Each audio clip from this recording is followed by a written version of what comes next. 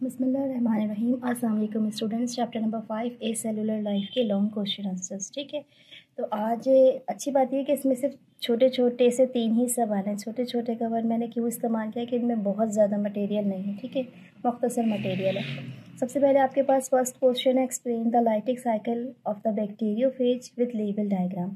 यानी आपको पता है कि जो बैक्टीरियोफेजेस के 2 साइकिल्स हैं, उनमें से जो एक साइकिल है लाइटिक साइकिल, उसको आपने डिटेल में बताना है विद रिस्पेक्ट टू डायग्राम। तो सीधा आप मूव करोगे पेज नंबर 104 पर, और वहाँ से मैं आपको एक्सप्लेन करना स्टार्ट करती हूँ, साथ में आपको डायग्राम भी बता देती हूँ। ठीक है, तो आप आ जाओ पेज नंबर 104 पर। ठीक है, और यहाँ से देखें, स्टार्ट करें आप। ये देखिए, सबसे पहले आपने क्या करना है, यहाँ पर 104 पर आना है और लाइटिक साइकिल जो इसकी हेडिंग डाल देनी है लॉन्ग क्वेश्चन के लिए। ठीक है, इसके बाद हम यहाँ से मार्क करेंगे, यहाँ से लेके यहाँ तक। अब इस मटेरियल में लिखा हुआ क्या है, इसमें ये लिखा है कि जब भी कोई बैक्टीरियोफेज वायरस जो है वो किसी बैक्टीरिया के ऊपर अटैक करता है, तो ये क्या करता है कि होस्ट की बॉडी में यानी बैक्टीरिया के बॉडी में अपने आप को रेप्लिकेट करना स्टार्ट कर देता है, यानी मज़ीद अपने आप को बनाना स्टार्ट कर देता है। और इस प्रोसेस के दौरान ये क्या करता है, सेल का जो जेनेटिक मटेरियल होता है ना, इसको क्या करता है, किल कर देता है। और इसकी अपनी जो जेनेटिक मटेरियल होती है, जो वायरस की होती है, यही रेप्लिकेट होना स्टार्ट कर देती है। तो इस तरीके से मज़ीद एक से ज़्यादा जो हैं कह लीजिए कि वायरस जो है वो रेप्लिकेट होता चला जाता है। उसके बाद जब ये वायरस रप्चर होता है बैक्टीरिया की बॉडी से, तो ये मज़ीद दूसरे बैक्टीरियाज को जाके क्या करता है, इन्फेक्ट करता है। तो इस लाइटिक साइकिल में नतीजे में क्या होता है कि वायरस जो है इसकी तो बॉडी रेप्लिकेट हो जाती है, इसकी तो समझ लीजिए कि लाइफ साइकिल बढ़ती चली जाती है, लेकिन जो बैक्टीरिया होता है ये ख़त्म हो जाता है इस वाले केस में। ठीक है, अब इसके स्टेप्स क्या है ये देख लो आप। सबसे पहले यहाँ तक लिखने के बाद आप आ जाओगे सबसे पहले इसके फर्स्ट स्टेप पे, जो कहलाता है फेज अटैचमेंट। पहले तो उसको मार्क कर लो आप, यहाँ से लेके यहाँ तक है ये। ठीक है, इसमें होता क्या है, ये कहता है कि बैक्टीरियोफेज वायरस जो है ये जब अपना लाइटिक फेज स्टार्ट करता है, तो सबसे पहले ये क्या करता है, जो बैक्टीरिया होता है उसकी बॉडी पे जाके अटैच हो जाता है। जैसे ये जाके अटैच होता है ना, तो अब ये क्या करता है कि ये इसकी जो सरफेस है यहाँ से एंटर होने की कोशिश करता है। ठीक है, यानी सबसे पहले इसने क्या किया, ये बैक्टीरिया की बॉडी, इसने बैक्टीरिया सेलेक्ट कर लिया कि इस बैक्टीरिया पे जाके इसको इसने अटैक करना है। ठीक है, और जाकर उसकी बॉडी पे अटैच हो गया। अभी तक इसने कुछ और काम नहीं किया, सिर्फ जाके अटैच हुआ है। ठीक है, नेक्स्ट है आपके पास जीनोम पेनिट्रेशन। जैसे ही इसकी बॉडी में जाके अटैच होगा, अभी नेक्स्ट काम क्या करेगा कि इसकी बॉडी में कॉन्ट्रैक्टाइल टेल्स होती हैं। ठीक है, लंबे लंबे फ्लैजिला जैसे टेल्स होते हैं। ये उससे क्या करता है, स्ट्राइकिंग करना शुरू करता है, मारना शुरू करता है बैक्टीरिया की सेल वॉल पर। एज अ रिजल्ट क्या होता है, बैक्टीरिया की जो सेल वॉल होती है ब्रेक हो जाती है। अब वायरस क्या करता है, अपना जो डीएनए है यहीं से इंजेक्ट कर देता है, वहीं से बैठे बैठे। ठीक है, अपना डीएनए जो है उसको क्या करेगा, बैक्टीरिया के बॉडी में एक होलो ट्यूब की मदद से इंजेक्ट कर देगा। जबकि बाकी जो बॉडी वायरस की होती है ना, ये बैक्टीरिया के आउटसाइड लटकी रह जाती है। इस तरह की जो बॉडी जिसमें कुछ भी नहीं, क्योंकि जेनेटिक मटेरियल तो उसने बैक्टीरिया की बॉडी में डाल दिया। अब बैक्टीरिया की बॉडी से बाहर जो बॉडी इसकी अटैच्ड है, इससे हम कहते हैं घोस्ट। ठीक है, तो यहाँ से लेके यहाँ तक आपने घोस्ट तक इसको मार्क कर लेना है। उसके बाद नेक्स्ट आपके पास बायोसिंथेसिस, या इसको हम कहते हैं कि रेप्लिकेशन ऑफ फेज डीएनए भी है। तो आपने क्या करना है, यहाँ से लेके यहाँ तक इसमें लिखना है। इतना सारा क्यों मार्क करा रही हूँ, कंटेंट इसमें है ही ज़्यादा। ठीक है, अच्छा, अब इसमें क्या होता है कि जैसे ही आपको पता है कि वायरस से अपना जो डीएनए वो किसकी बॉडी में इंजेक्ट करती है, बैक्टीरिया की बॉडी में। तो अब क्या करता है कि ये जो बैक्टीरिया जो है ये अपनी कह लीजिए कि रेप्लिकेशन नहीं करेगा, बल्कि ये जो वायरस का डीएनए उसको सिंथेसाइज करना स्टार्ट कर देता है। इस प्रोसेस में क्या होता है कि इसकी बॉडी में 3 अलग अलग कॉपीज़ बननी स्टार्ट हो जाती हैं, यानी पूरा जो वायरस है वो एक साथ नहीं बनेगा। कुछ इससे हेड बनाएंगे, कुछ टेल बनाएंगे और कुछ टेल फाइबर्स बनाएंगे।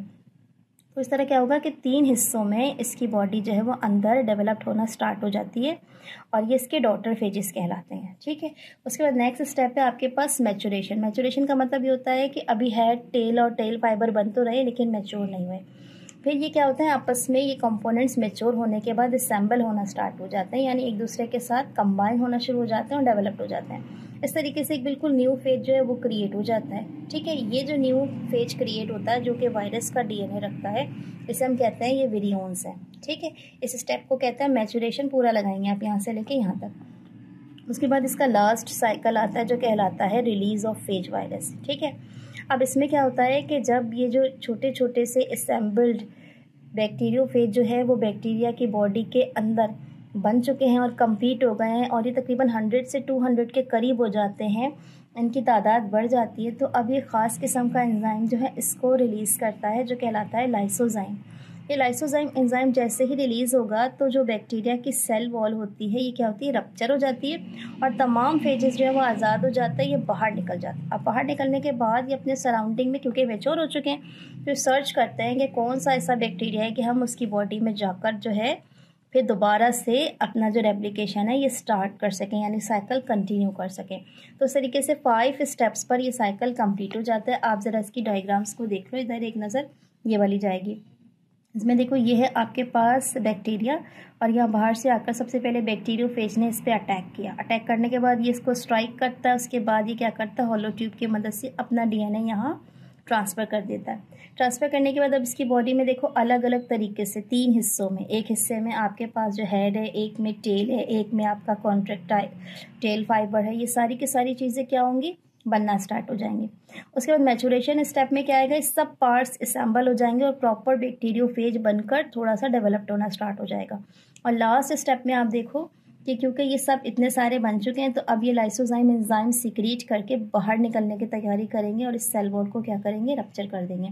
तो इस तरीके से इस साइकिल में बैक्टीरिया की लाइफ ख़त्म हो गई है, जबकि आपका जो बैक्टीरियोफेज वायरस है इसके रेप्लिका बन चुके हैं। ठीक है, तो यहाँ पे एक लॉन्ग क्वेश्चन आपका कंप्लीट हो गया। आसान है, मुश्किल नहीं है, बस थोड़ा सा लेंथी है इसका प्रोसेस। ठीक है, नेक्स्ट क्वेश्चन देखिए आप।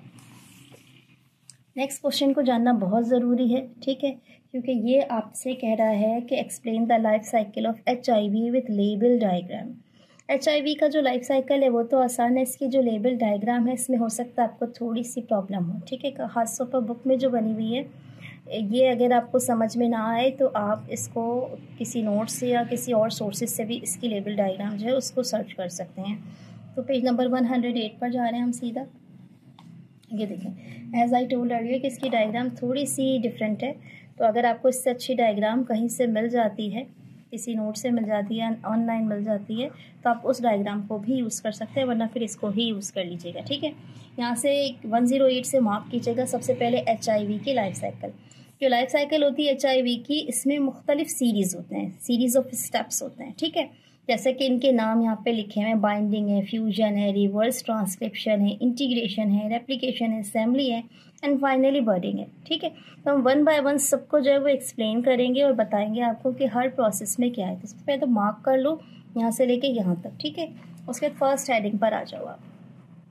ये देखो फर्स्ट हेडिंग, सबसे पहले इसकी फर्स्ट हेडिंग है अटैचमेंट। देखिए जिस तरीके से बैक्टीरियोफेज वायरस जाके बैक्टीरिया पे अटैक करता है ना, सबसे पहला काम क्या होता है, जाकर वायरस ने जिस सेल को भी इन्फेक्ट करना उस पर अटैच करना ही सबसे बड़ा काम होता है।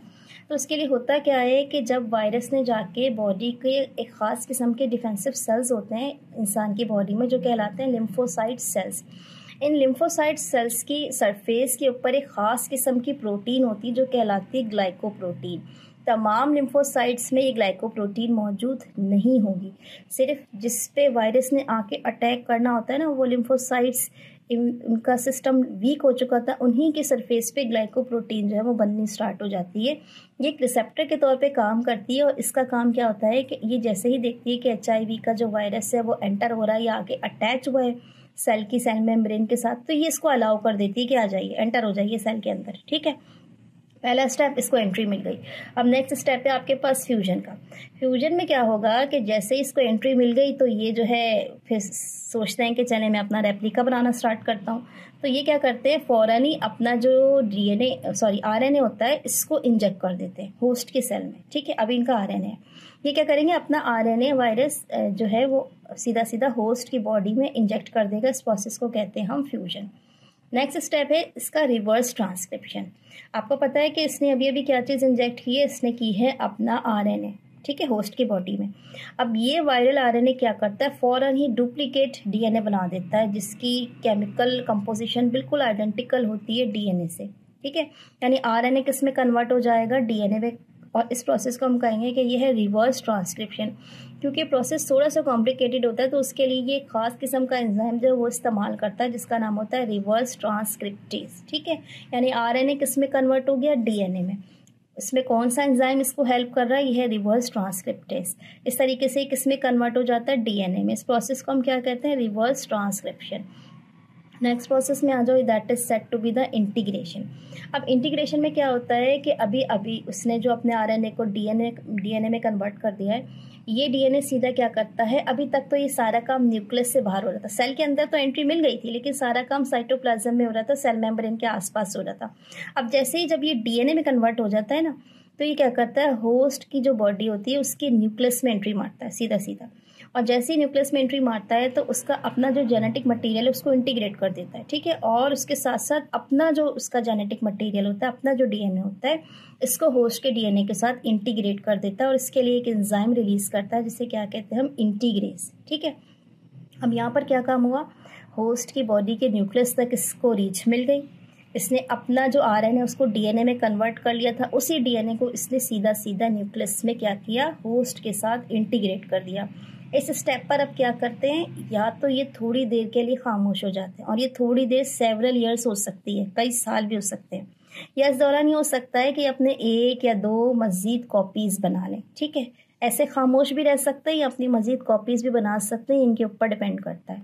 अब नेक्स्ट स्टेप आ जाता है जहाँ से ये दोबारा से एक्टिव होना स्टार्ट करेंगे, यानी यहाँ तक तो ये आकर थोड़ी देर खामोश रहे, ये कुछ साल भी हो सकते हैं, कुछ महीने भी हो सकते हैं, लेकिन अब जैसे इनको दोबारा एक्टिव होना होता है तो ये क्या करते हैं, ये दोबारा जिस स्टेप पे चले जाते हैं वो कहलाता है ट्रांसक्रिप्शन। अब ये जो इंटीग्रेटेड डीएनए है ना, जिसमें आपके HIV का डीएनए प्लस जो होस्ट के अपने सेल का जो न्यूक्लियस उसका डीएनए इंटीग्रेटेड फॉर्म में है, ये क्या करता है, ख़ास किस्म की प्रोटीन सिंथेसाइज करता है और इससे मैसेंजर आरएनए प्रोड्यूस करता है, ठीक है। अब ये जो प्रोटीन्स बनाता है ना मैसेंजर आरएनए, इस मैसेंजर आरएनए ने क्या करना है, प्रोटीन को सिंथेसाइज करना है, ये इस प्रोटीन की मल्टीपल कॉपीज़ बनाएगा और ये इतनी ज़्यादा हो जाती हैं फिर कि ये आपस में ये प्रोटीन जुड़ती चली जाती हैं। इनमें HIV का जीनोम भी मौजूद होता है इन प्रोटीन में, और ये कॉपीज़ होती हैं HIV के जीनोम मटेरियल की, ठीक है। अब ये प्रोटीन क्या होती है, आपस में कंबाइन होना शुरू हो जाती हैं और लॉन्ग चेन बनानी शुरू हो जाती हैं। ये लॉन्ग चेन किस चीज़ की होती है, HIV प्रोटीन्स की होती है, ठीक है। नेक्स्ट स्टेप पर आ जाएं। अब आप यहाँ तक तो बात आई थिंक क्लियर हो गई होगी। अब बारी आती है असेंबली की। जब ये मल्टीपल प्रोटीन की कॉपीज़ बन जाती हैं ना, तो इसके बाद जो नेक्स्ट स्टेप होता है वो क्या होता है कि एक एंजाइम ये रिलीज़ करता है HIV, जिसका नाम होता है प्रोटीएस। प्रोटीएस एंजाइम का काम ही क्या होता है, ये प्रोटीन का जो इसने लॉन्ग चेन बनाया है इसको छोटे छोटे से फ्रैगमेंट्स जो है उनमें तोड़ देता है। उसके बाद क्या होता है कि जब ये छोटे छोटे से फ्रैगमेंट में टूट जाते हैं तो HIV के साथ, HIV का जो अपना जीनोमिक मटेरियल है उसके साथ ये प्रोटीन जाके क्या करती है, अटैच हो जाती है और एक बिल्कुल न्यू प्रोजेनी डेवलप कर लेती है, ठीक है। अब नेक्स्ट स्टेप आता है आपके पास बडिंग, जो इसका लास्ट स्टेप होता है।